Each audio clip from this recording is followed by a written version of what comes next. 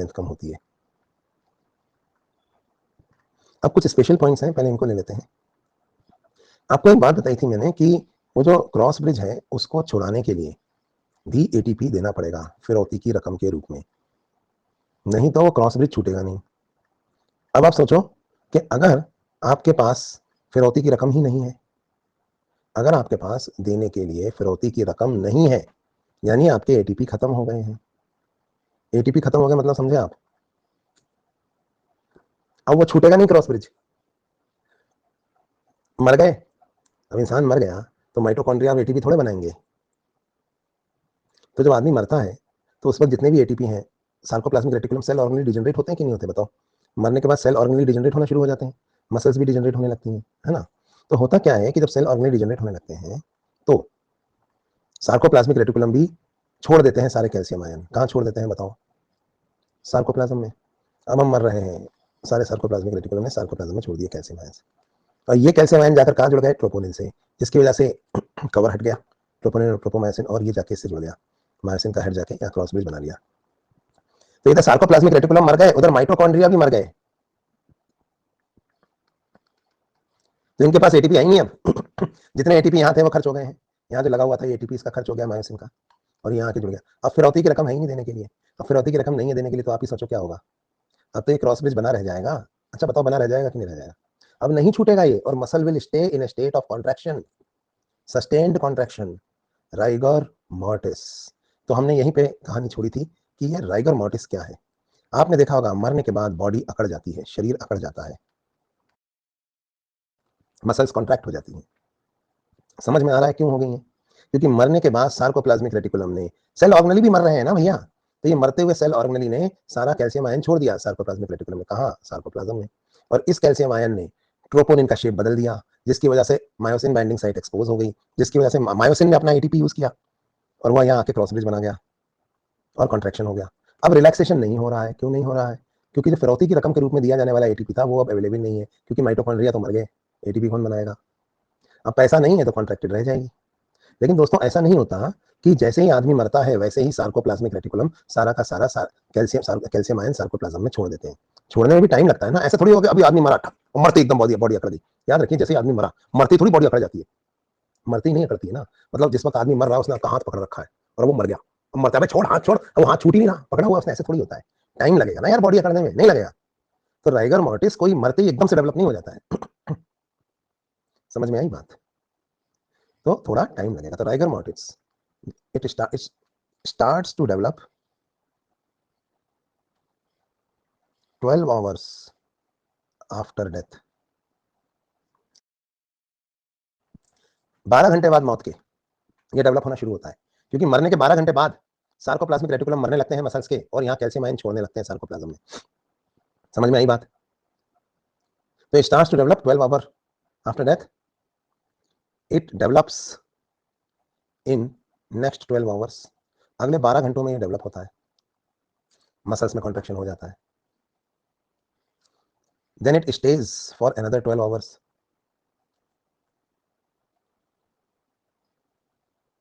12 घंटे ये रहता है और उसके बाद खत्म हो जाता है, ends by in next 12 hours. मतलब 12 घंटे बाद मौत के डेवलप होना शुरू होता है, 12 घंटे में डेवलप होता है, 12 घंटे रहता है और 12 घंटे में ये खत्म हो जाता है। अब 12 घंटे में खत्म क्यों हो जाता है? क्योंकि क्या होता है, एक बार मायोसिन एक्टिन से जुड़ गया और ये क्रॉस ब्रिज जो है वो हट ही नहीं रहा है।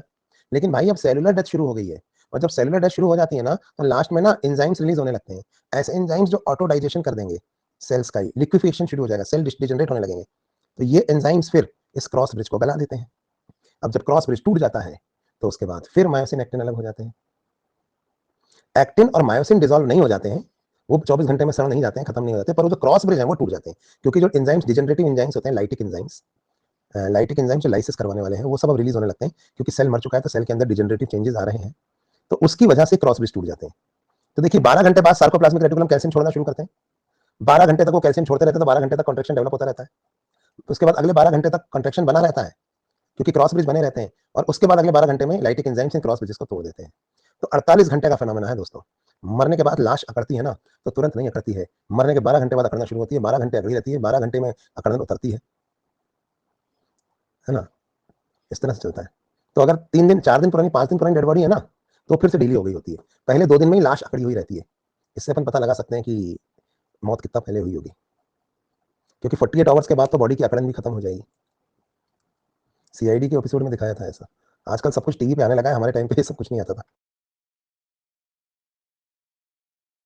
ठीक है भैया, तो ये हो गया राइगर मोर्टिस। रीजन बता दिया मैंने आपको, क्यों डेवलप होता है बता दिया, कैसे डेवलप होता है और कैसे खत्म होता है सब बता दिया। समझ में आया? तो राइगर मोर्टिस तो हो गया। आगे बढ़ते हैं, मसल्स की कुछ प्रॉपर्टीज के बारे में बात करते हैं। मसल का ऑरिजिन और इंसर्शन, जहां से मसल शुरू होती है वो ऑरिजिन होता है, और जहां पे खत्म होती है वो इंसर्शन होता है। जो इंसर्शन होता है ना, वो टेंडन के फॉर्म में होता है। जैसे कोई भी मसल है, वो ऑरिजिनेट होती है directly from the bone. Suppose ये एक बोन है, ये दूसरी बोन है,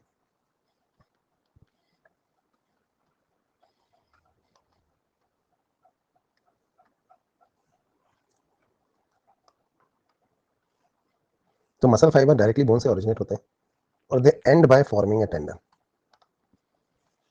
यहाँ एंड में ऐसा ये टेंडन होता है। आपने देखा टेंडन क्यों बना है? क्योंकि ऊपर का जो ये एपिमाइसियम होता है, वो बनाता है इसको, व्हाइट फाइब्रस कनेक्टिव टिश्यू। जब मसल में कॉन्ट्रेक्शन होता है तो बोन में मूवमेंट होता है। जब भी मसल कॉन्ट्रैक्ट होगी तो बोन में मूवमेंट होगा। कौन सी बोन में मूवमेंट होगा? ये बोन इधर जाएगी या ये बोन इधर आएगी, या बोथ? पोल में बताओ।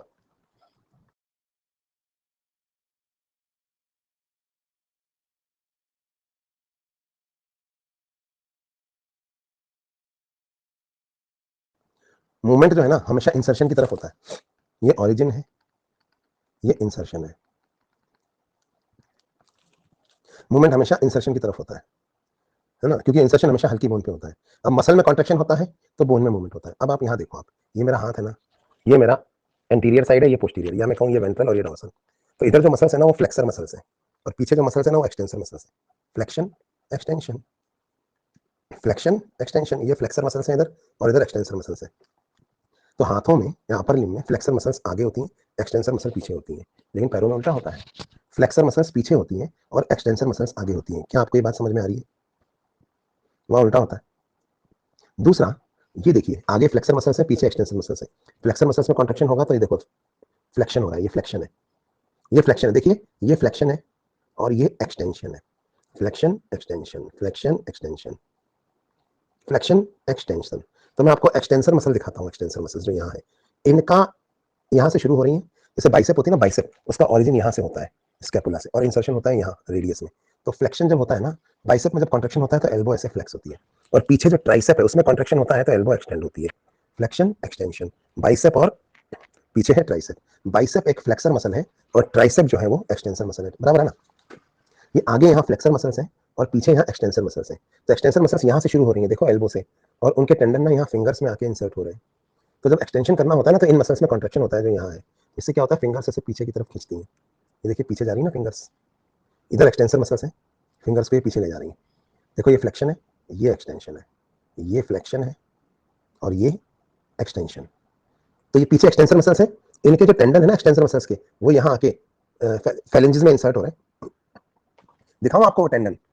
तो इनमें जब कॉन्ट्रेक्शन होता है तो वो फिंगर्स को पीछे खींचती है ना, फैलेंजेस, फैलेंजेस को पीछे खींचते हैं यहाँ पे जो टेंडन है वो, तभी तो फैलेंजेस पीछे जाती है, क्योंकि एक्सटेंसर मसल में कॉन्ट्रेक्शन होगा तो फैलेंजेस पीछे खींचेंगी। ये रहा टेंडन, ये देखो, ये दिख रहा है, ये देखो ये।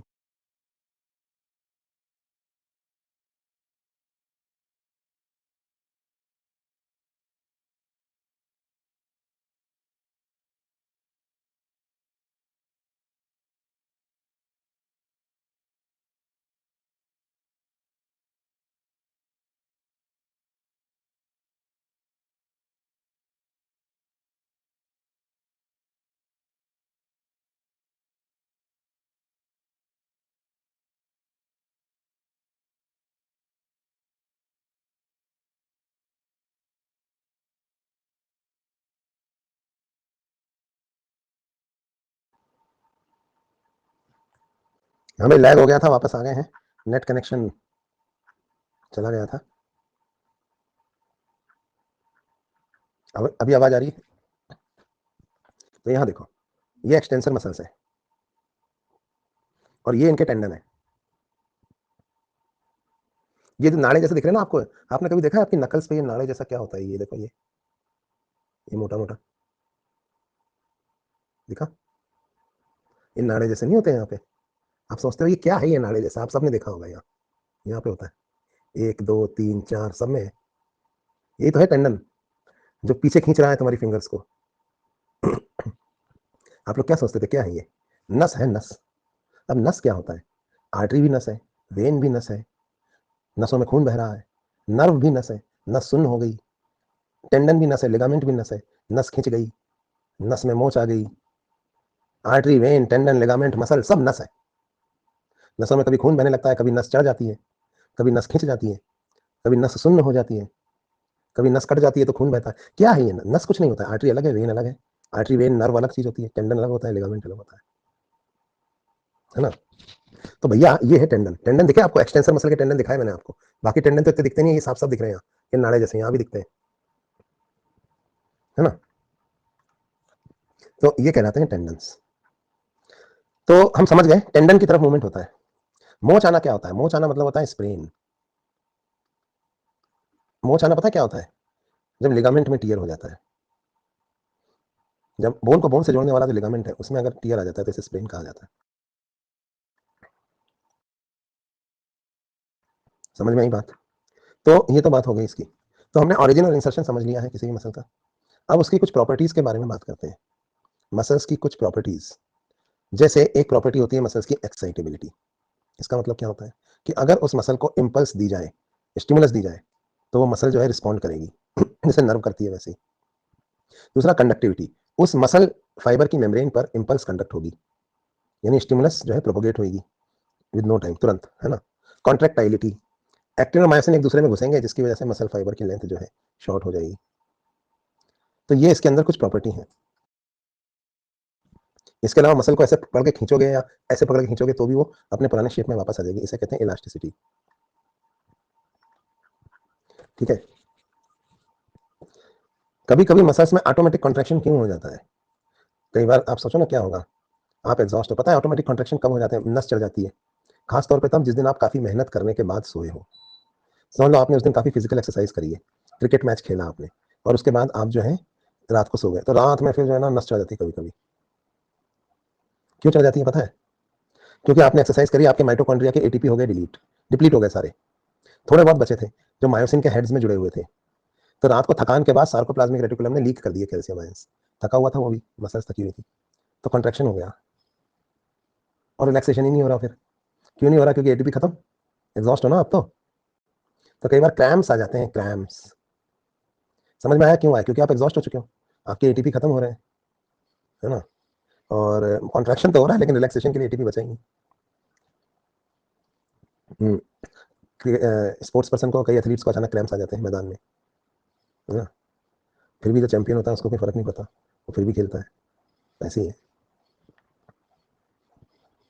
कल तो ऐसा लग रहा था जैसे छोटे बच्चों के बीच में एक अंकल जी आ गए हो, छोटे बच्चों से कह रहे हो गेंद फेंको और ऐसे ऐसे ऐसे ऐसे इधर मारूंगा उधर मारूंगा, अंकल जी आ गए हो, छोटे छोटे बच्चे बेचारे गेंद फेंकते हैं, अंकल जी छक्का मार देते हैं। और घर जो मैच हो रहा है वो भी कमरे के अंदर हो रहा है, ये दीवार पे यूं चली जाती है बॉल। आप कभी कभी अपने घर के गैलरी में या घर के पोर्च में या घर के बरामदे में क्रिकेट खेलते हो ना, ऐसे बच्चे से बॉल फेंकवा रहे हो और मार रहे हो। चलो भाई आगे बढ़ते हैं। कॉन्ट्रैक्शन के बाद रिलैक्सेशन होगा तो एक्टिन मायोसिन एक दूसरे से बाहर निकल जाएंगे, फॉलोड बाय रिलैक्सेशन लिखा है ना, तो शॉर्ट मैंने तो इतना इंटरलाइन किया सिर्फ। अब अगली चीज देखिए क्या होती है, थ्रेशोल्ड स्टिमुलस। थ्रेशोल्ड स्टिमुलस वो मिनिमम स्टिमुलस होती है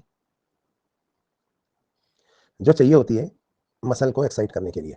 अगर इससे कम की इंपल्स दोगे ना, बिलो द थ्रेशोल्ड वैल्यू, तो मसल में कॉन्ट्रैक्शन नहीं होगा। मतलब मसल में कॉन्ट्रैक्शन के लिए या मसल में इंपल्स जनरेट करने के लिए एक मिनिमम थ्रेशोल्ड की स्टिमुलस जरूरी है, नहीं तो उसमें कॉन्ट्रैक्शन नहीं होगा। और एक बार मसल में कॉन्ट्रैक्शन होगा ना, तो फिर सारे मसल फाइबर्स कॉन्ट्रैक्ट करेंगे, नहीं तो एक भी नहीं करेगा। तो उसे कहते हैं ऑल और नन लॉ। एक बार आपने एक थ्रेशोल्ड वैल्यू की इंपल्स दी है तो सभी मसल फाइबर्स कॉन्ट्रैक्ट कर रहे हैं, थ्रेशोल्ड वैल्यू, और थ्रेशोल्ड वैल्यू से कम दी है तो एक भी नहीं कर रहा। ठीक है। शिवरिंग क्या होता है पहले ही बता देता हूं मैं, एक और चीज है।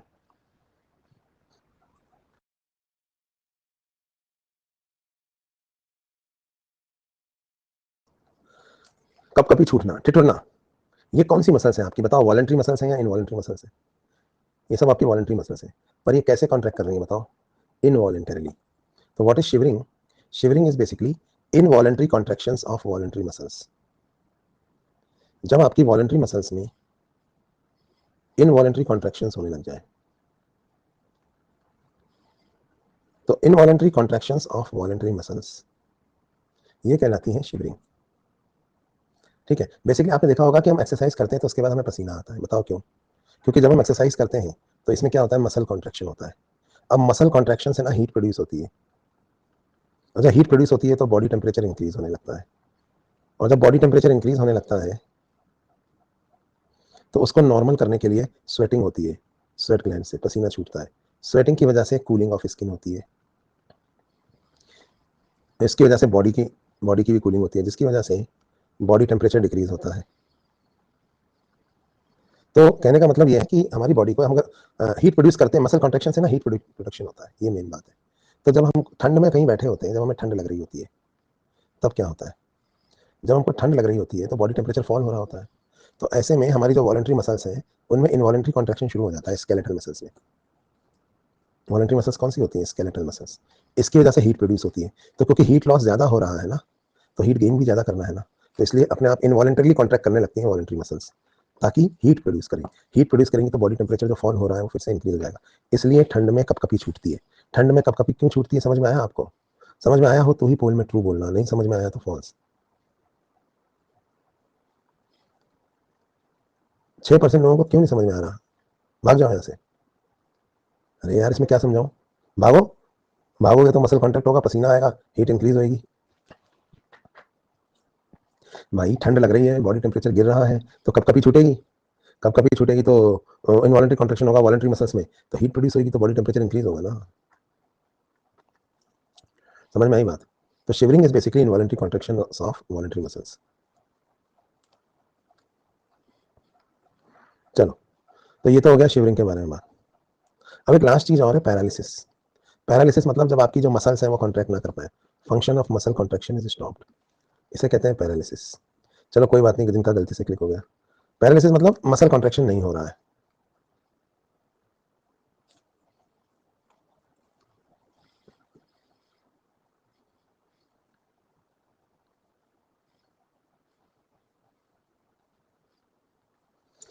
अब अगर मसल्स कॉन्ट्रैक्ट नहीं हो रही है, कौन सी मसल्स? स्केलेटल मसल्स या वॉलंटरी मसल्स, इसको हम कहते हैं पैरालिसिस। अब क्यों नहीं हो रहा है मसल कॉन्ट्रैक्शन, वो भी देख लेते हैं।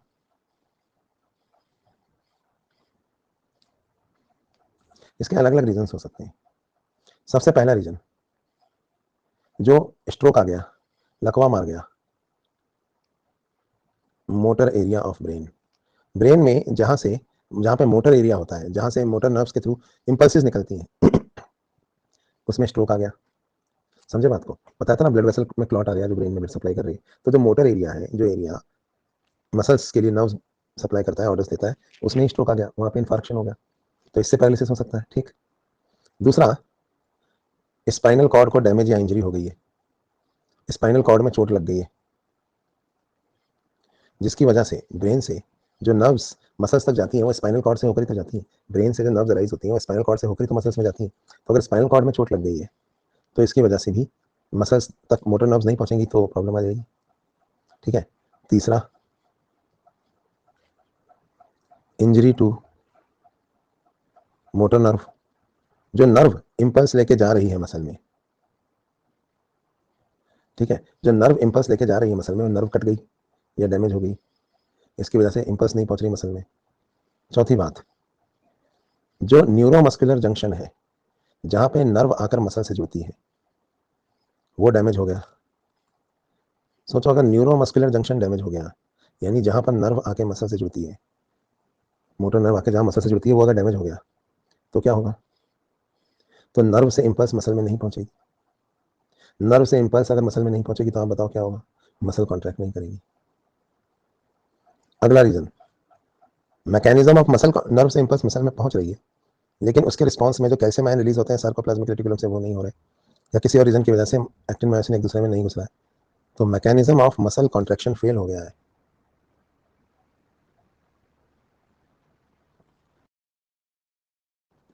अब मसल कॉन्ट्रैक्शन फेल हो गया, या फिर मसल ही डिजेनरेट हो गई है, डीजेनरेशन ऑफ मसल्स। तो ऐसे कई रीजंस हो सकते हैं जिनकी वजह से पैरालिसिस हुआ हो और मसल कॉन्ट्रैक्शन रुक गया हो, कोई एक ही रीजन नहीं होता है। मुकेश कह रहा है मुंह टेढ़ा मेढ़ा क्यों हो जाता है फिर सर? देखो क्या होता है, जब मैं आपको नर्वस सिस्टम पढ़ाऊंगा तो बताऊंगा कि हमारे ब्रेन में दो पार्ट्स होते हैं, राइट हेमिस्फीयर और लेफ्ट हेमिस्फीयर। सुना है क्या? सेरिब्रम के, हमारे ब्रेन का जो सेरिब्रम होता है उसके दो हेमिस्फीयर होते हैं, दो सेरिब्रल हेमिस्फीयर। कौन कौन से? लेफ्ट और राइट। सुना है? सुना है ना? अभी क्या होता है कि जो दो हेमिस्फीयर है, लेफ्ट और राइट, इनमें दोनों ही हेमिस्फीयर, लेफ्ट साइड वाला राइट साइड को और राइट साइड वाला लेफ्ट साइड को कंट्रोल करता है। देखो ये हमारा ब्रेन है जिसको हम ऊपर से देख रहे हैं, साइड से देखोगे इस ब्रेन को या वैसे तो वो इस तरह का होगा। देखो ऐसा होता है हमारा ब्रेन, और ब्रेन के अंदर अलग अलग एरियाज होते हैं जो अलग अलग काम करते हैं सिरम के अंदर। तो ये देखो साइड व्यू में देखो, तो ये दोनों ही सेरिब्रल हेमिस्फीयर में ये मोटर एरिया होता है। ये अगर इस एरिया में इंफार्क्शन हो गया तो जो मोटर नर्व्स यहां से निकलती हैं वो नहीं निकलेंगी, है ना? तो अब ये दोनों हेमिस्फीयर में होता है मोटर एरिया, लेफ्ट में भी होता है राइट में भी होता है।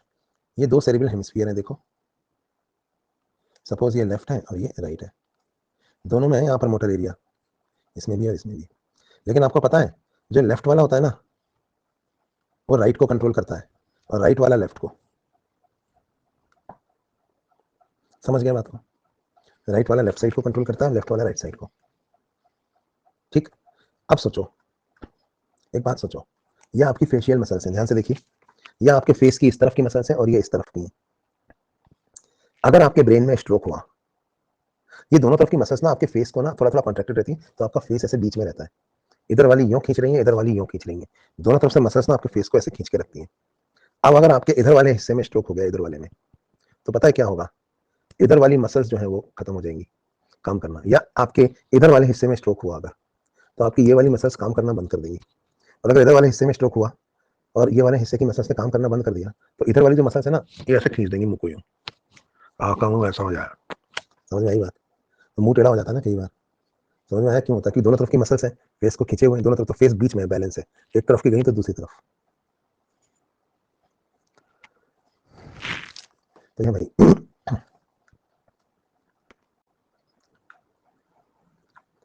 ये तो हम समझ गए स्ट्रोक में क्या होता है। किसी ने पूछा था मुंह क्यों टेढ़ा हो जाता है, बता रहा था। तो आपको पैरालिसिस या स्ट्रोक के अलग अलग रीजन समझ में आए नहीं आए? पैरालिसिस के कहीं भी हो सकता है रीजन, ब्रेन में, स्पाइनल कॉर्ड में, नर्व में, न्यूरोमस्कुलर जंक्शन में।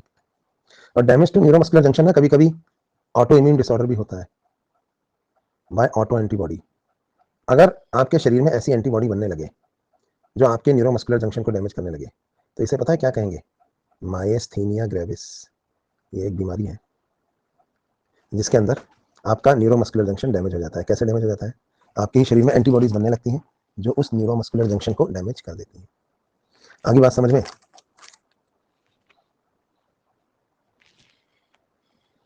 फिर डिजनरेशन ऑफ मसल्स। कभी कभी क्या होता है, कभी कभी अपने आप मसल्स डिजनरेट होने लगती हैं, progressive degeneration over a long period of time. इसे कहते हैं मस्कुलर डिस्ट्रोफी। ऐसा जेनेटिक रीजंस की वजह से भी हो सकता है, कई बार जेनेटिक रीजंस होती हैं, मसल्स डिजनरेट होने लगती हैं, इसको कहते हैं मस्कुलर डिस्ट्रोफी। तो ये एक जेनेटिक डिसऑर्डर है। समझ में आई बात? चलिए, ये एनसीईआरटी में दी हुई हैं ये चीजें, समझाई नहीं है ढंग से पर दी हुई है। तो चलिए आगे बढ़ते हैं। और हमने यहाँ पर अभी देखा कि शिवरिंग क्या होती है, पैरालिसिस क्या होता है। कुछ एडिशनल इन्फॉर्मेशन है जो आपको पता होनी चाहिए। मसल्स हमारी बॉडी वेट का, जो मसल्स होती हैं वो हमारे बॉडी वेट का 50% तक बनाती हैं। सबसे छोटी मसल, ये याद रखने वाली बातें हैं, मिडिल ईयर में मिलती हैं। जब हमें ठंड लगती है तो हमारी वॉलंटरी मसल्स क्यों कॉन्ट्रैक्ट होती हैं? वॉलंटरी बताया मैंने आपको, शिवरिंग। सार्टोरियस जो है ये पैर में होती है और ये longest muscle of the body है। आपकी शरीर की सबसे बड़ी मसल कौन सी है? Gluteus Maximus. ये जो आपका पिछवाड़ा या तशरीफ होती है जिससे आप बैठते हैं कुर्सी पर, वहां पर जो मसल होती है उसको हम कहते हैं ग्लूटियस, और ये आपकी बॉडी की सबसे बड़ी मसल है ग्लूटियस मैक्सिमस। और अक्सर इंजेक्शन इसी में लगाया जाता है क्योंकि ये सबसे बड़ी मसल है, तो इसमें आसानी से ब्लड में दवाई डिस्ट्रीब्यूट हो जाएगी। कान की मसल स्टेपीडियस बॉडी की सबसे छोटी मसल है, कान में मिलती है। सबसे स्ट्रॉन्ग मसल ये होती है, जबड़े की मसल है, jaw muscle, masseter. This is the strongest muscle. हमारी बॉडी में टोटल 639 मसल्स होती हैं, जिसमें से 400 तो स्केलेटल मसल्स हैं, और सबसे ज्यादा स्केलेटल या वॉलंटरी मसल्स पता है कहाँ जाती हैं? बैक रीजन में, यानी पीठ में पाई जाती हैं। करीब करीब 180 मसल्स होती हैं पीठ में। लेकिन सबसे बड़ी स्मूथ मसल कहाँ होती है बॉडी में? तो प्रेग्नेंट फीमेल के यूट्रस में। अच्छा, एंटागोनिस्टिक मसल्स क्या होती हैं? जो अपोजिट मूवमेंट कॉज करती हैं एट द सेम टाइम। जैसे बाइसेप और ट्राइसेप, ये एंटागोनिस्टिक है। बाइसेप फ्लेक्शन कराती है तो ट्राइसेप एक्सटेंशन। तो एंटागोनिस्टिक मसल कभी भी एक साथ कॉन्ट्रैक्ट नहीं कर रही होंगी, क्योंकि फ्लेक्शन होना है कि एक्सटेंशन होना है ये तो हम डिसाइड करेंगे। वॉलंटरी मसल्स, तो एंटागोनिस्टिक मसल्स जो अपोजिट वर्क करें। फिर ये तो मैंने आपको पढ़ाई दिया था, ऑल और नन लॉ। जब एक फाइबर कॉन्ट्रैक्ट करता है तो मैक्सिमम करता है। टिटनस क्या होता है? एक चीज मैं आपको और बताता हूँ। टिटनस, टिटनस सुना होगा आपने। जब मसल कॉन्ट्रैक्ट होकर रह जाए और रिलैक्स ही ना हो तो इसे कहते हैं टिटनस। लॉक जॉ, जबड़े की मसल जब कॉन्ट्रैक्ट होकर रह जाती है, रिलैक्स नहीं होती, जबड़ा लॉक हो गया, इसको भी हम कहते हैं टिटनस। टिटनस अक्सर क्लोस्ट्रीडियम टिटनाई के कारण हो जाता है। ये एक बैक्टीरिया है जो मिट्टी में मिलता है। हमें चोट लगती है या जंग लगी, कील से इन्फेक्शन हो गया, कोई भी चीज है ना, तो ये बैक्टीरिया हर जगह है इन्वायरमेंट में। ये जब चोट लगने के कारण हमारे ब्लड में आ जाता है तो ये मल्टीप्लाई करने के बाद हमारे मसल्स पे अटैक करता है। हमारे जो क्रॉस ब्रिजेस होते हैं ना, टिटेनोस्पाज्मिन रिलीज करता है ये, जिसकी वजह से कैल्शियम आयंस रिलीज हो जाते हैं और मायोसिन एक्टिन एक दूसरे से जुड़ जाते हैं, और अभी उनको रिलैक्स नहीं होने देता, तो कॉन्ट्रैक्ट होकर रह जाते हैं ये। तो इसलिए है ना, इस बीमारी को कहते हैं टिटनस। ठीक है। मसल टोनस, टोन में रहना। पता है टोनस क्या होता है? हर मसल में हल्का हल्का कॉन्ट्रैक्शन रहता है, हर मसल में हल्का हल्का कॉन्ट्रैक्शन रहता है। इसे कहते हैं मसल्स का टोन में रहना। जैसे फौजी लोग होते हैं ना, उनके हर वो ऐसे तने हुए खड़े रहते हैं क्योंकि उनके हर मसल में थोड़ा थोड़ा कॉन्ट्रैक्शन हो रहा है, तो वो टोन में है। सिविलियन ऐसे ढीले ढाले, तो कहते हैं इसे कहते हैं टोनस। तो फौजी लोग की मसल का टोनस ज्यादा होता है, सिविलियन लोगों के टोनस थोड़ा कम होता है, तो ये कहलाता है टोनस। तो टोनस और टिटनस में अंतर समझ गए ना? टिटनस तो एक बीमारी है, टोनस आप समझ गए क्या होता है। अब दो चीजें और, एक लास्ट चीज और बतानी है, ये है आइसोमेट्रिक और आइसोटोनिक कॉन्ट्रैक्शन, और इनमें क्या फर्क होता है। इसके बाद याद दिलाना, एक चीज और छोटी सी बता दूंगा मैं, कि ये रेड मसल फाइबर और व्हाइट मसल फाइबर क्या होते हैं और इनमें क्या डिफरेंस होता है, वो भी मैं यहाँ पे लिख लेता हूँ। Just give me a second.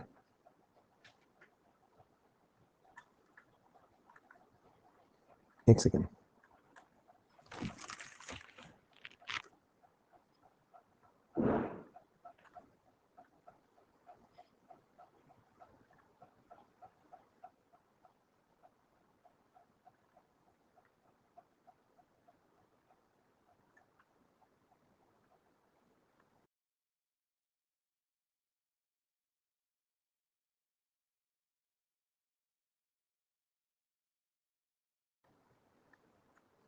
तो कुछ चीजें मैं यहाँ पे और अपलोड कर रहा हूँ।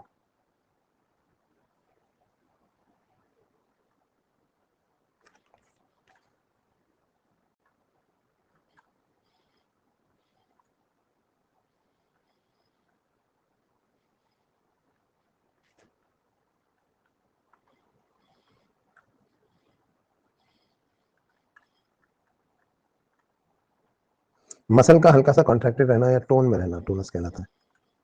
और मसल फाइबर का ये वाला डायग्राम तो आप समझिए। सॉरी, ये क्या आ गया? अरे ये तो गलत डायग्राम आ गया, रुक जाओ।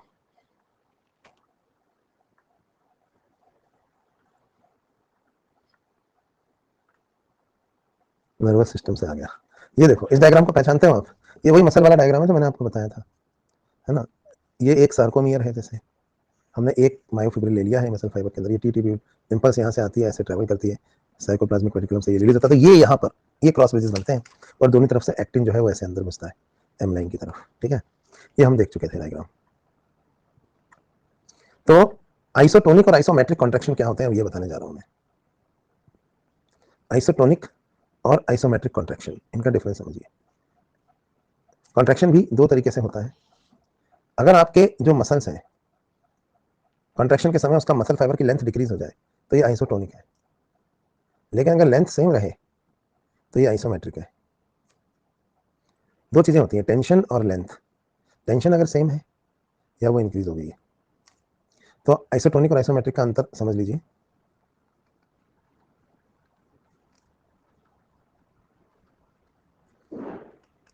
अगर लेंथ डिक्रीज हो गई है लेकिन टेंशन कांस्टेंट है तो ये कहलाता है आइसोटोनिक। अगर लेंथ कांस्टेंट है और टेंशन डिक्रीज हो गई है तो ये कहलाता है आइसोमेट्रिक। इंक्रीज हो गई है, सॉरी, है ना।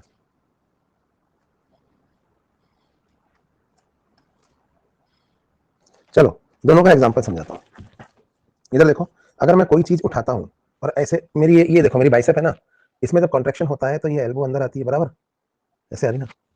अब अगर यहाँ पे कोई चीज है, ये मुझे इसको खींचना है अपनी तरफ और मैं अपनी बाइसेप में कॉन्ट्रैक्शन कराता हूँ ऐसे, तो ये चीज मेरी तरफ खींचेगी ना, आ गया ना खींच के, देखो डंबल उठाते हैं जैसे अपन, है ना। तो ये चीज मैं खींच के अपनी तरफ लाया क्योंकि मेरी बाइसेप में कॉन्ट्रैक्शन हुआ, तो ये कहलाता है आइसोटोनिक कॉन्ट्रैक्शन, बाइसेप कॉन्ट्रैक्शन। क्योंकि इसमें क्या हुआ, आपकी बाइसेप की जो लेंथ थी वो शॉर्ट हो गई है, मसल कॉन्ट्रैक्ट हुई तो लेंथ को क्या हुआ है, लेंथ डिक्रीज हो गई है, लेकिन बाइसेप की जो टेंशन है वो पहले जितनी ही है। क्यों? क्योंकि बाइसेप की लेंथ शॉर्ट हो गई तो इसने अंदर खींच लिया। लेकिन इसकी जगह अगर जैसे हम ना रेलवे स्टेशन पे अपना बैग लेके ऐसे ड्रैग करते हैं, हम अपना बैग यूं पकड़ लेते हैं और ऐसे चलते रहते हैं, तो इससे क्या होता है, ये जो हमारा हाथ है इस पूरे हाथ में टेंशन इंक्रीज हो जाती है, लेकिन हाथ बेंड नहीं हो रहा है, हाथ ऐसे ही है। तो लेंथ जो है वो तो कांस्टेंट है हाथ की, पर टेंशन जो है वो इंक्रीज हो गई है क्योंकि ऐसे खींच ड्रैग पुल कर रहे हैं ना अपन, पुलिंग ऑफ ट्रॉली बैग। तो ट्रॉली बैग को हम जब पुल कर रहे होते हैं ऐसे एट रेलवे स्टेशन, है ना, एट प्लेटफॉर्म, तो ये क्या कहलाता है, आइसोमेट्रिक। क्योंकि इसमें लेंथ जो है वो कांस्टेंट है लेकिन टेंशन इंक्रीज हो गई है। पर अगर ऐसे करके हमने ये फ्लेक्स किया एल्बो को, लेंथ डिक्रीज हो गई पर टेंशन कांस्टेंट है, तो ये कहलाता है आइसोटोनिक। तो आइसोटोनिक और आइसोमेट्रिक कॉन्ट्रैक्शन में अंतर समझ में आ गया। तो ये दो तरह का मसल कॉन्ट्रैक्शन है, खत्म हो गया। अब आपको एक बात मुझे और बतानी है, फैटीग क्या होता है। फैटीग आपने देखा होगा, हमारी जो स्केलेटन मसल्स है इनमें कभी कभी एक चीज आ जाती है, fatigue. Fatigue is accumulation of lactic acid in muscles. इसी वजह से तो दर्द होता है मसल्स में। होता क्या है कि मसल, आपको पता है रेस्पिरेशन पता है आपको, दो तरह से होता है, एरोबिक और एनारोबिक। अब जब कोई मसल बहुत देर तक काम करेगी और ऑक्सीजन की सप्लाई खत्म नहीं होगी तो उसमें एरोबिक के बाद एनारोबिक रेस्पिरेशन शुरू हो जाएगा। ग्लाइकोलाइसिस तो दोनों में होती है, एरोबिक हो चाहे एनारोबिक हो, है ना। तो क्या होगा, लेकिन क्रैब साइकिल किसमें होती है, वो एरोबिक में। तो एरोबिक और एनारोबिक। अब क्या होगा, कोई मसल ज्यादा देर तक काम करेगी, थोड़ी देर काम कर रही है, उसको ऑक्सीजन मिल रही है, ब्लड सप्लाई मिल रही है, तो वो तो एरोबिक रेस्पिरेशन है। लेकिन अगर उसमें बहुत तेजी से आप कॉन्ट्रैक्शन कराओगे बहुत देर तक, तो ऑक्सीजन सप्लाई उसकी पूरी खत्म हो जाएगी, इतनी ऑक्सीजन आ ही नहीं पा रही है, तो अब वो मसल एनर्जी के लिए एनारोबिक रेस्पिरेशन करने लगेगी।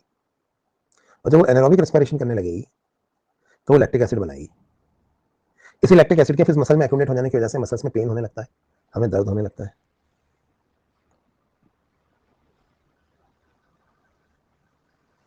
ठीक है, हम कहते हैं पैर दबा दे यार, बहुत दर्द हो रहा है, आज तो हाथ पर क्रिकेट खेल के आया, पूरे हाथों पैरों में दर्द हो रहा है मसल्स में, क्योंकि मसल ने एरोबिक के बाद काम ज्यादा कराया ना, मसल को ऑक्सीजन तो आपने इतनी दे नहीं पाई, तो एरोबिक के बाद मसल ने किया एनारोबिक रेस्पिरेशन, तो लैक्टिक एसिड एक्यूमुलेट हो गया मसल्स में।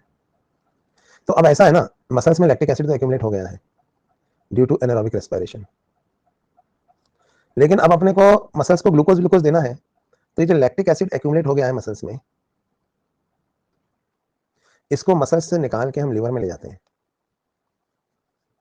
ठीक है, क्यों ले जाते हैं बताओ, ताकि इस लैक्टिक एसिड से हम वापस से ग्लूकोज बना सकें। तो लैक्टिक एसिड हम लिवर में ले गए ताकि लिवर में इससे क्या बन जाए, ग्लूकोज। ये ग्लूकोज चाहिए होगा ना, फिर ये ग्लूकोज वापस से दे देंगे हम मसल्स को जब जरूरत होगी तो एनारोबिक रेस्पिरेशन करेगी अगर मसल, तो फिर लैक्टिक एसिड बनाएगी। तो ये लैक्टिक एसिड को ग्लूकोज में कन्वर्ट करना कहाँ हो रहा है, लिवर में।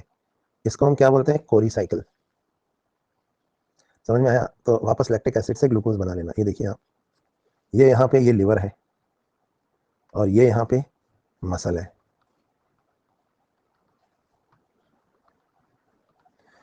तो लिवर में जो ग्लूकोज बनता है वो मसल्स के लिए जाता है, मसल्स एनारोबिक रेस्पिरेशन करके इससे फिर से लैक्टिक एसिड बना लेती हैं। लैक्टिक एसिड फिर ब्लड के थ्रू कहाँ आ जाता है, मसल्स से निकल के लिवर में, जहाँ पे लिवर में आने के बाद इससे फिर क्या बन जाता है, फिर इससे ग्लूकोज बनता है, इधर ग्लूकोज एनारोबिक रेस्पिरेशन करके लैक्टिक एसिड बनाती है। इस साइकिल को हम पूरी साइकिल को हम कोरी साइकिल कहते हैं, जो लिवर और मसल्स के बीच में चल रही है। मेन काम लिवर में हो रहा है, जहां लैक्टिक एसिड से ग्लूकोज बन रहा है। समझ में आया क्या होती है कोरी साइकिल? एक तरफ ये लिवर है और एक तरफ ये मसल है,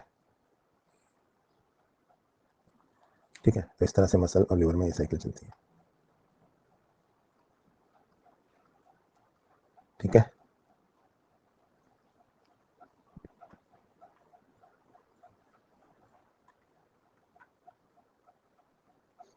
चलो, तो लैक्टिक एसिड और इधर ये लिवर में कोरी साइकिल।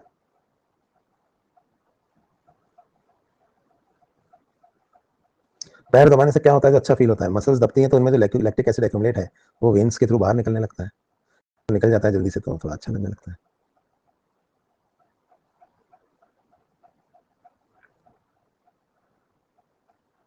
ठीक है।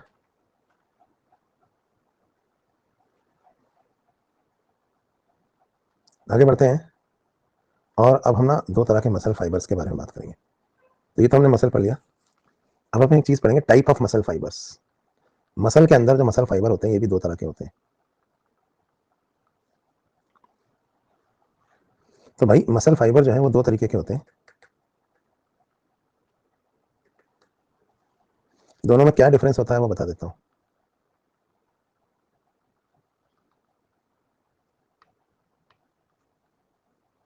एक होते हैं रेड मसल फाइबर्स, ये आपको लिखने का जरूरत नहीं है, और दूसरे होते हैं व्हाइट। ये आपका पूरी टेबल है, आप चाहो तो टेबल कॉपी कर लेना, उसमें से क्वेश्चन आ सकता है। व्हाइट मसल फाइबर्स, तो दो तरह के मसल फाइबर है भाई, रेड और व्हाइट। एक स्लो होते हैं, एक फास्ट होते हैं, एक एरोबिक होते हैं, एक एनारोबिक होते हैं। पता है एनारोबिक रेस्पिरेशन जो है ना वो फास्ट होता है, ठीक है। और एक में सार्कोप्लाज्मिक रेटिकुलम ज्यादा होता है, एक में माइटोकॉन्ड्रिया ज्यादा होता है। कौन से में क्या ज्यादा होता होगा आपको अपने आप समझ में आता जाएगा, तो अपन ना इसको अंडरलाइन करते हैं। मतलब बहुत सारी चीजें हैं जो मैं लिखा सकता हूँ, इनके अंदर एरोबिक ज्यादा है, इनके अंदर एनारोबिक, इनके अंदर माइटोकॉन्ड्रिया ज्यादा है, तो इनके अंदर एंडोप्लाज्मिक रेटिकुलम ज्यादा है। ये स्लो है तो ये स्लोअर है, तो ये फास्टर है।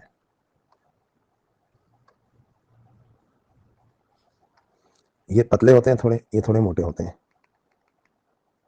ये तो ये सारे पॉइंट लिखवा दूं क्या? यहाँ देखो ना लिखे हुए हैं, साथ साथ में अंडरलाइन करता जाऊंगा, आप लिखते जाओ। रेड मसल फाइबर और व्हाइट मसल फाइबर, देखो सारे पॉइंट्स लिखे हुए हैं। अब देखो सबसे पहली बात तो कलर पे आ जाती है। रेड मसल फाइबर का कलर कैसा होता है? रेड। और इनके अंदर जो पिगमेंट होता है ना, मायोग्लोबिन काफी ज्यादा होता है वो, तो रेड मसल फाइबर के अंदर डार्क रेड कलर है, और एबंडेंट मायोग्लोबिन, मायोग्लोबिन काफी ज्यादा होता है। White muscle fibre light in colour होते हैं, और इनके अंदर थोड़ा सा ही मायोग्लोबिन होता है। दूसरी बात, रेड मसल फाइबर थोड़े पतले होते हैं, व्हाइट मसल फाइबर थोड़े से मोटे होते हैं। रेड मसल फाइबर में क्या ज्यादा होता है बताओ? माइटोकॉन्ड्रिया ज्यादा होते हैं। व्हाइट मसल फाइबर में माइटोकॉन्ड्रिया कम होते हैं।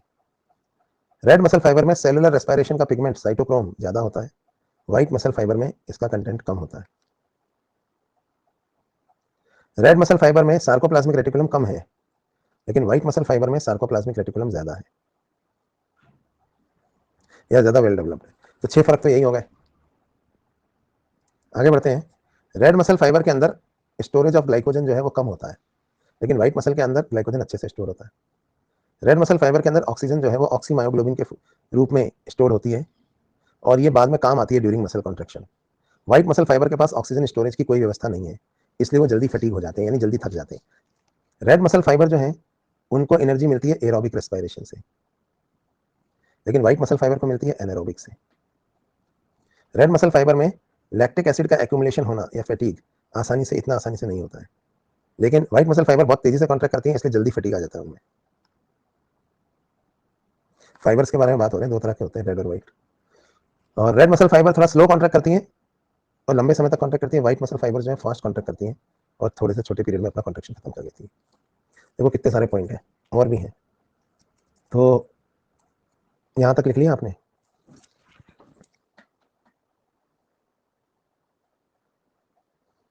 लिख लो, मैं लिखवा रहा हूँ एक तरह से, वही तो मैंने लिख दिया, आप कॉपी कर लो। कहो तो पहले वाली स्लाइड भी दिखा दूं, शुरू से दिखाता हूँ। ये 5 पॉइंट लिख लिया आपने?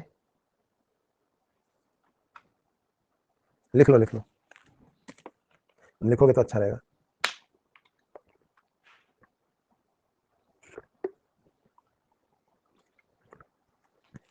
ये लास्ट चीज है बस, इसके बाद हम नेट प्रैक्टिस करेंगे। अब और कुछ है नहीं, मसल खत्म हो गया ऑलमोस्ट।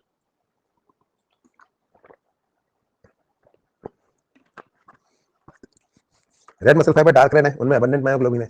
अंडरलाइन वाला लिख लो सिर्फ। White muscle fibre light in colour है, उनमें थोड़ा सा हीमोग्लोबिन है। एक मोटे हैं, एक पतले हैं। एक में ज्यादा माइटोकॉन्ड्रिया है, एक में कम है।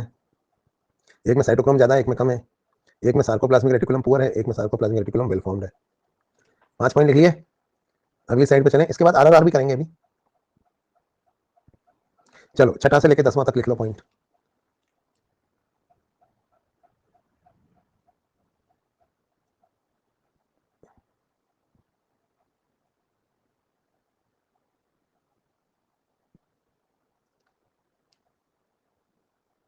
तो 6 से 10 तक हमारा पॉइंट भी आप लिख लो। मैं एक सेकंड ना इंटरनेट वापस कनेक्ट कर लेता हूँ, फास्ट वाला।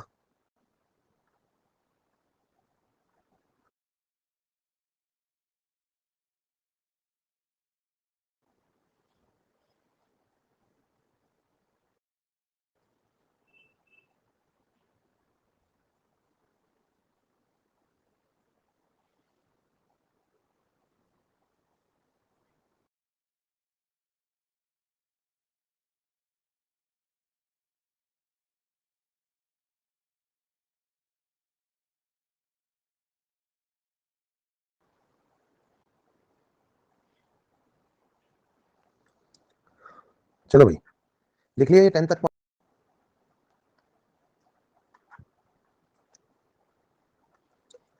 तो अब 2-3 पॉइंट्स और हैं। 11th पॉइंट, जो रेड मसल फाइबर होते हैं वो इतनी आसानी से फैटीग नहीं होते, क्योंकि उनको ऑक्सीजन सप्लाई अच्छे से आती रहती है। लेकिन व्हाइट मसल फाइबर बहुत जल्दी फैटीग हो जाते हैं। रेड मसल फाइबर को कनेक्ट करने वाली जो नर्व्स होती हैं वो स्लो कंडक्टिंग नर्व फाइबर होती हैं।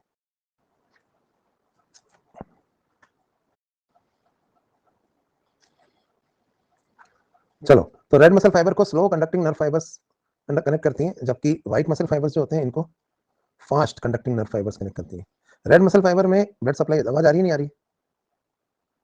आ रही है ना? रेड मसल फाइबर में ना अच्छी ब्लड सप्लाई होती है, लेकिन व्हाइट मसल फाइबर में इतनी अच्छी ब्लड सप्लाई नहीं होती। फाइनली मैं दोनों का एग्जाम्पल बताता हूँ। रेड मसल फाइबर जैसे हमारी पीठ की मसल्स या हमारी आर्म्स की मसल्स, ये सब ये इतनी आसानी से फैटीग नहीं होती। लेकिन व्हाइट मसल फाइबर का एग्जाम्पल बताऊं आपको, हमारी आई बॉल के मसल्स ऑफ आई बॉल, जो आई बॉल को घुमाती हैं, एक्स्ट्रा ऑक्यूलर मसल्स। आप तेजी से अपनी आई बॉल को घुमाओ, क्या होगा पता है? थक जाएंगी एकदम से, बहुत जल्दी थक जाएंगी। लेकिन हाथों पैरों की मसल इतनी जल्दी नहीं थकती, क्योंकि हाथ पैरों की मसल्स में होता है रेड मसल फाइबर, और यहाँ पे फास्ट, लेकिन आई बॉल बहुत तेजी से घूमती है, आपने देखा होगा हमारी बहुत तेजी से आई बॉल ऐसे ऐसे ऐसे होती है, क्योंकि वहां की मसल फाइबर जो है वो व्हाइट है। तो आपको रेड और व्हाइट मसल फाइबर में 14 डिफरेंसेस दिखा दिए हैं मैंने, और ये क्वेश्चन आते हैं नीट में। इन 14 क्वेश्चंस में अगर आपको कोई डाउट है तो वो आप यहाँ पे पूछ सकते हो।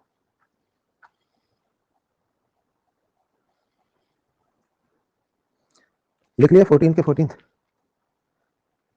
ये 8th 9th 10th।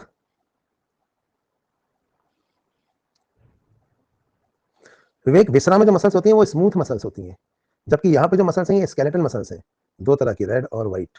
Red muscle fibre थोड़ा सा ना मायोग्लोबिन होता है उनके अंदर, तो वो ना उनको ऑक्सीजन थोड़ी स्टोर भी हो जाती है उनके अंदर, ऑक्सी मायोग्लोबिन के फॉर्म में, लेकिन ऐसा कुछ व्हाइट मसल फाइबर में नहीं होता। हो गया भाई? तो ये हमने ना मसल रेड और व्हाइट मसल फाइबर के बारे में भी पढ़ लिया है।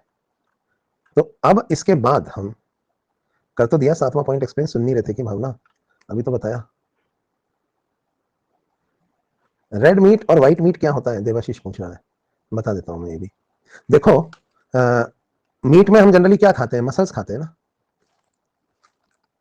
अब रेड मीट जो होता है ना, इसमें रेड मसल फाइबर ज्यादा है, और व्हाइट मीट में कौन से मसल फाइबर ज्यादा है?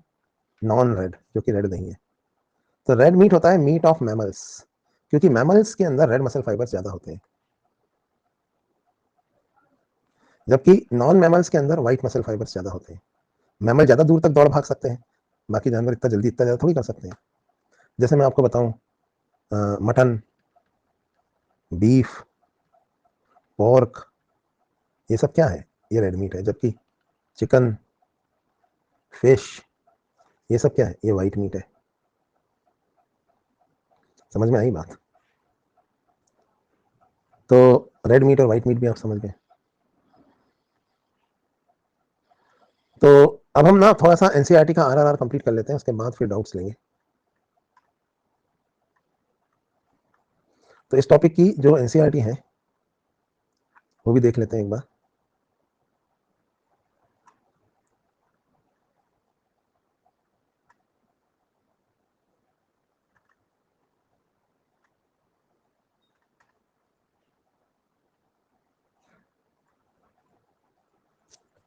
चलिए, लोकोमोशन एंड मूवमेंट, यही पढ़ना है ना हमें।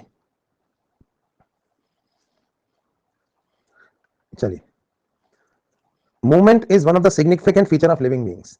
लिविंग बींग्स का एक बड़ा सिग्निफिकेंट फीचर है कि वो मूव कर सकते हैं, इधर से उधर आ जा सकते हैं, है ना। एनिमल और प्लांट दोनों ही एक wide range of movement exhibit करते हैं, बहुत तरह के। तीन मेन तरह के मूवमेंट, जैसे एक तो प्रोटोप्लाज्मिक, एक सिलियरी और एक मस्कुलर, इसके बारे में हमने बात करी थी। अगला चैप्टर नर्वस सिस्टम होगा, जो परसों से शुरू हो जाएगा।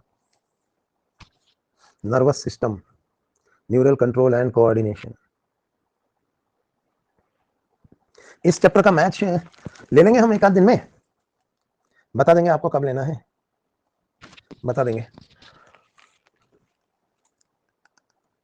एक दो दिन में ले लेंगे, आज तो नहीं, कल तो नहीं, ले लेंगे फ्राइडे सैटरडे संडे को, कभी भी जब मौका मिलेगा। संडे को तो दिवाली है, तो सैटरडे नाइट को ले सकते हैं या फ्राइडे नाइट को। स्केलेटन का तो पहले ले चुके हैं, तो अब मेनली मसल्स का लेंगे टेस्ट मैच, थोड़ा बहुत स्केलेटन भी पूछ लेंगे उसमें।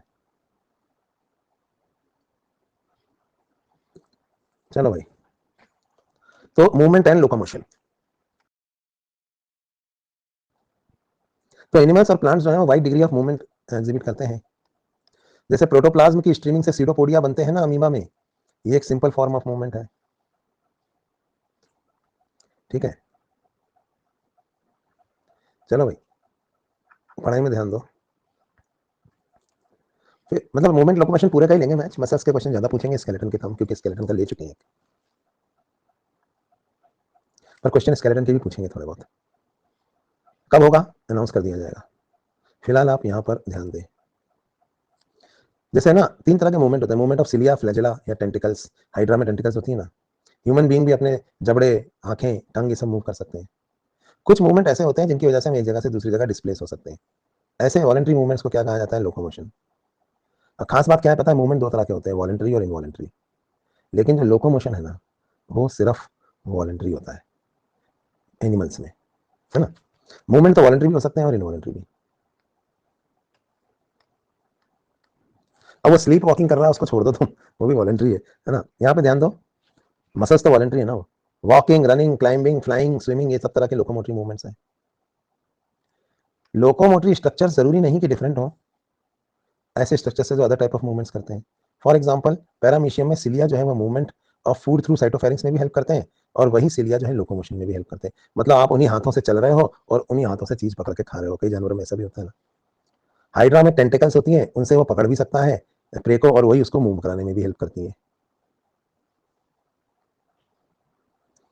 हम लोग क्या, हम लोग इंसान जो है एक जगह से दूसरी जगह आने जाने के लिए या बॉडी पोस्चर्स के चेंज करने के लिए लिम्स यानी हाथों पैरों का यूज करते हैं। इन बातों से सजेस्ट होता है कि मूवमेंट और लोकोमोशन अलग अलग नहीं पढ़े जा सकते, दोनों लिंक्ड होते हैं इस स्टेटमेंट से, कि सभी लोकोमोशन जो है वो मूवमेंट के कारण होते हैं, लेकिन सभी मूवमेंट जो है वो लोकोमोशन करवाएं ऐसा कोई जरूरी नहीं है, ठीक है। अब मेथड ऑफ लोकोमोशन जो होता है, जो एनिमल परफॉर्म करते हैं, वो डिफरेंट होता है with their habitat and demand of the situation. Generally क्यों करते हैं लोकोमोशन? भोजन की तलाश में, शेल्टर की तलाश में, अपने सूटेबल पार्टनर या मेट की तलाश में, या ब्रीडिंग ग्राउंड अच्छा ढूंढने के लिए, या क्लाइमेटिक कंडीशन थोड़ी अच्छी मिल जाए, या शिकारियों से बचने के लिए। ये अलग अलग रीजन है जिनकी वजह से हमको कहीं चल के और जाना पड़ता है। इनके अलावा नीट का एग्जाम भी ऑफलाइन होता है, तो उसके लिए भी आपको घर से लोकोमोशन करना पड़ता है, एग्जाम देने के लिए, ऑफलाइन पेपर देने के लिए भी। अब यहाँ पे हम देखेंगे क्या क्या अलग अलग तरह के मूवमेंट्स होते हैं। लोकोमोटिव बोलते हैं ना इंजन को, जो मूव करा रहा है डिब्बों को पीछे। अच्छा, cells of human body exhibit three types of movements. तीन तरह के कौन से मूवमेंट्स हैं? एक होते हैं अमीबॉइड, जो डब्ल्यूबीसी वगैरह करते हैं। एक होते हैं सिलेरी, जो फेलोपियन ट्यूब या ट्रैकिया में होती है। और एक मस्कुलर, जो मसल्स में होता है।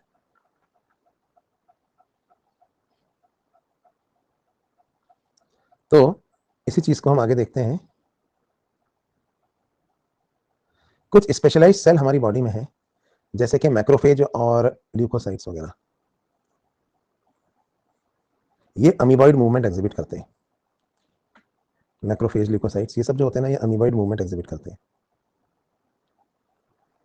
अमीबॉइड मूवमेंट मतलब स्यूडोपोडिया फॉर्मेशन से साइटोप्लाज्मिक स्ट्रीमिंग होती है इनके अंदर, और इससे स्यूडोपोडिया बनते हैं, जिससे कि ये आगे चल सकते हैं, फॉल्स फीट स्यूडोपोडिया। कुछ साइटोस्केलेटल एलिमेंट्स होते हैं हमारी बॉडी में, जैसे माइक्रोफिलामेंट वगैरह, ये भी अमीबॉइड मूवमेंट में हेल्प करते हैं। तो ये तो हो गया अमीबॉइड मूवमेंट्स जो डब्ल्यूबीसीज कर रहे हैं। दूसरे तरह के मूवमेंट होते हैं सिलियरी मूवमेंट्स। ये फेलोपियन ट्यूब वगैरह जो होती है, या फिर ट्रैकिया के अंदर सिलिया होते हैं। फेलोपियन ट्यूब एग को, और ट्रैकिया के अंदर के सिलिया धूल चिपकी हुई म्यूकस को आगे खिसकाने के लिए। यहाँ पे सिलिएटेड एपिथेलियम होती है। यहाँ तक कि आपको देखा होगा नेफ्रॉन की नेक में भी सिलिया होते हैं जो फिल्ट्रेट को आगे बढ़ाते हैं। तो coordinated movement of cilia in the trachea helps in removing dust particles and foreign substances. इसके अलावा एग का पैसेज जो होता है फीमेल रिप्रोडक्टिव ट्रैक में, उसके लिए सिलियरी मूवमेंट्स होते हैं। तीसरे तरह के मूवमेंट्स जो हमारी बॉडी में होते हैं, खासतौर पर लार्ज एनिमल्स की बॉडी में, वो होते हैं मस्क्यूलर। मस्क्यूलर मूवमेंट्स जैसे हम ना वॉलंटरी और इनवॉलंटरी दोनों तरह के होते हैं, इसमें फिर ये सारे मूवमेंट्स आते हैं। जैसे हम अपने हाथ पैर हिला रहे हैं, जबड़ा हिला रहे हैं, जीभ हिला रहे हैं, तो ये सब जो है ना, ये मस्कुलर मूवमेंट है। मसल्स की जो कॉन्ट्रेक्टाइल प्रॉपर्टी होती है, इसकी वजह से इन्हें हम लोकोमोशन या अदर मूवमेंट्स में भी यूज कर सकते हैं। ह्यूमन बीइंग में भी और दूसरे एनिमल्स में भी ऐसा ही होता है। अब मूवमेंट के अलावा आपको लोकोमोशन करना है, तो इसके लिए आपको एक परफेक्ट कोऑर्डिनेटेड एक्टिविटी करनी पड़ेगी स्केलेटल और न्यूरल सिस्टम के बीच में। आपकी अलग अलग मसल्स और आपकी जो नर्व्स है वो मिलकर कोऑर्डिनेटेड मूवमेंट के साथ ये करवा पाएंगी। तो इस चैप्टर में हम पढ़ेंगे डिफरेंट टाइप ऑफ मसल्स, उनका स्ट्रक्चर, उनका मैकेनिज्म ऑफ कॉन्ट्रैक्शन, और कुछ इंपॉर्टेंट एस्पेक्ट स्केलेटल सिस्टम के। ठीक है, सबसे पहले बात करते हैं मसल्स के बारे में। तो अगर हम बात करें मसल्स की, तो सेल मेम्ब्रेन से सिलिया और फ्लैजेला, ये दो तरह की चीजें सेल से बाहर निकलती हैं, आपने सुनी होगी। फ्लैजेला के जो मूवमेंट होते हैं, जैसे कि स्पर्म में होते हैं, इसमें पीछे एक लंबी सी पूंछ निकली होती है जिसको स्विम कराती है।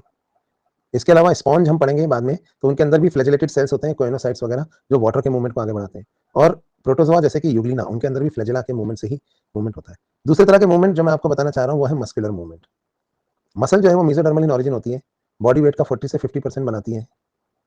ठीक है, और इनमें कुछ स्पेशल प्रॉपर्टीज होती हैं, जैसे एक्साइटेबिलिटी, स्टिमुलस देने पे इनमें इंपल्स बनती है, कॉन्ट्रेक्टाइलिटी, यानी एक्टिन मायोसिन एक दूसरे में घुसेंगे, एक्सटेंसिबिलिटी, ये खींच सकती हैं, एक्सटेंड हो सकती हैं, है ना, कॉन्ट्रैक्ट होने के बाद रिलैक्स होने को भी आप एक्सटेंसिबिलिटी कह सकते हैं। और इलास्टिसिटी, मतलब इनको आप कैसे भी खींचो तो ये अपने पुराने शेप में आ जाएंगी। अब मसल्स को हम अलग अलग क्राइटेरिया के बेस पे क्लासीफाई कर सकते हैं, जैसे उनकी लोकेशन, उनका अपीयरेंस, वो किस तरह से रेगुलेट होती है, वगैरह वगैरह। लोकेशन के बेस पे एक्सियल या स्केलेटन की मसल, अपीयरेंस के बेस पे व्हाइट या रेड मसल फाइबर, रेगुलेशन के बेस पे वॉलंटरी और इनवॉलंटरी मसल्स। ठीक है, तो लोकेशन के बेस पे अगर देखा जाए तो तीन तरह की मसल्स होती हैं, स्केलेटल, विसरल और कार्डियक। विसरल मतलब स्मूथ मसल्स। तो जो स्केलेटल मसल्स हैं, ये हमारे स्केलेटन के साथ जुड़ी हुई होती हैं, और ये इनमें स्ट्राइटेड अपीयरेंस होता है, और ये वॉलंटरी मसल्स होती हैं।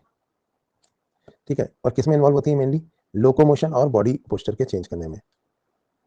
तो ये तो हो गई स्केलेटल मसल्स। दूसरी तरह की मसल्स होती है विसरल मसल्स।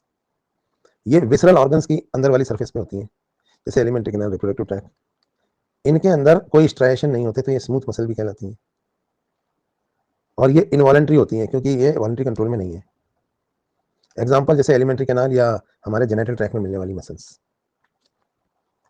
इसके बाद इन्होंने यहाँ पे एक मसल का स्ट्रक्चर दिया है, ये वही स्ट्रक्चर है जो हमने पढ़ लिया है, पर पहले एक बार कार्डियक मसल्स के बारे में जान लें। ये मसल्स ऑफ हार्ट है, ये एक ब्रांचिंग पैटर्न में होती है, मैंने आपको बताया था। अपीयरेंस के बेस पे ये स्ट्राइटेड होती हैं, लेकिन इनवॉलंटरी इन नेचर होती हैं। इसके बाद अभी अचानक से हम यहाँ पे आ गए हैं एक स्केलेटल मसल के स्ट्रक्चर पे। अब हम कार्डियक और विसरल मसल के बारे में बातें नहीं करेंगे। यहाँ पे बता रहे हैं कि जो स्केलेटल मसल होती हैं वो बनी होती हैं फेसाइकल्स की। डाउट्स इसके बाद लेंगे, पहले ये खत्म तो हो जाए एनसीईआरटी का मसल्स। और फेसाइकल्स आपस में कनेक्टिव टिश्यू से हेल्ड होती हैं, उन्हें फेशिया कहते हैं। ठीक है, और फेसाइकल्स के अंदर बहुत सारे मसल फाइबर्स होते हैं। फेसाइकल या मसल बंडल में बहुत सारे मसल फाइबर्स हैं। मसल फाइबर की लाइन होती है सार्कोलीमा से। सार्कोलीमा के अंदर क्या होता है, सार्कोप्लाज्म। मसल फाइबर में मल्टीप्लस न्यूक्लियस होते हैं, इसलिए इसको सेंसिशियम कहा जाता है। मसल फाइबर में एंडोप्लाज्मिक रेटिकुलम होते हैं जो कैल्शियम आयन स्टोर करते हैं। एक मसल फाइबर के अंदर बहुत सारे पैरेलली अरेंज फिलामेंट्स होते हैं जिनको कहा जाता है मायोफिब्रिल। एक मसल फाइबर में होते हैं। हर मायोफिब्रिल के अंदर हमने पढ़ा था लाइट और डार्क बैंड होते हैं, और इनमें पाए जाते हैं दो प्रोटीन जिन्हें हम मायोफिलामेंट कहते हैं।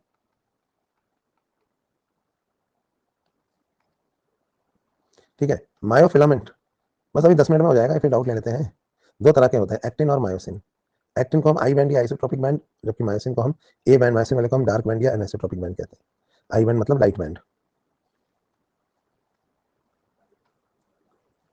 और ये दोनों ही तरह के फाइबर जो हैं वो पैरेलली अरेंज्ड हैं रॉड लाइक स्ट्रक्चर्स में, लॉन्गिट्यूडनल एक्सिस पे मायोफिब्रिल की। एक्टिन के जो फिलामेंट है वो पतले होते हैं मायोसिन के कंपैरिजन में, इसलिए इन्हें थिन एंड थिक कहा जाता है। आई बैंड के सेंटर में एक जेड लाइन होती है जैसे बाइसेक्ट करती है, सब पढ़ा चुका हूं मैं आपको। थिन फिलामेंट जेड लाइन से अटैच होते हैं। थिक फिलामेंट जो बीच में होते हैं ए बैंड कहलाते हैं, और ये भी एक फाइब्रस मेम्ब्रेन यानी एम लाइन से जुड़े हुए होते हैं। ए और आई बैंड जो है वो अल्टरनेटली अरेंज होते हैं थ्रू आउट मायोफिब्रिल। दो जेड लाइंस के बीच का जो पोर्शन होता है उसको हम एक सार्कोमियर कहते हैं। रेस्टिंग स्टेट में आप देख सकते हैं थिन फिलामेंट जो होते हैं इधर साइड के वो पार्शियली ओवरलैप करते हैं थिक फिलामेंट्स को, जिनकी वजह से एक central part of thick filament खाली बच जाता है। यहाँ पर इसे हम एच जोन कहते हैं, जहाँ पर सिर्फ थिक फिलामेंट होता है। ठीक है, तो ये आपने देखा H zone, sarcomere, A band, I band, ये सब हम देख चुके हैं। और ये जेड लाइन, यहाँ पे भी हमने ये चीज देखी, डार्क और लाइट बैंड। ये वही है जो हमने पढ़ा था। ये ए बैंड है और ये आई बैंड है। ऐसा करते हैं, अभी इसको फटाफट खत्म करते हैं क्योंकि ये हम पढ़ चुके हैं मैकेनिज्म ऑफ कॉन्ट्रैक्शन बेसिकली। ये इसको लास्ट में ले लेते हैं, पहले डाउट्स ले लूं क्योंकि ये मैं पढ़ा चुका हूँ, वही तो है और ज़्यादा अच्छे से पढ़ा चुका हूँ। देखो ये स्ट्रक्चर मैंने आपको समझाया था वही है। ये बहुत बोरिंग और इजी लग रहा होगा आपको क्योंकि ये एज इट इज हम पढ़ चुके हैं। यहाँ पे देखो आप, ये इससे जुड़ता है, पावर स्ट्रोक इसे अंदर खींच रहा है, ये वही डायग्राम है ना। तो इसको पढ़ लो फिर यार, खुद ही कोई डाउट होगा, मैं तो डाउट्स ले लेता हूँ। खत्म हो गया, जरा सा ही तो है ये। स्लाइडिंग फिलामेंट थ्योरी कहते हैं इसको, यही पढ़ाया था मैंने आपको। या अभी डाउट्स ले लेते हैं, इसके बाद टाइम मिलेगा तो पढ़ लेंगे। बताओ फिर क्या करना है, पोल में पूछ लेता हूँ। एनसीईआरटी पहले खत्म करें या पहले डाउट्स लें?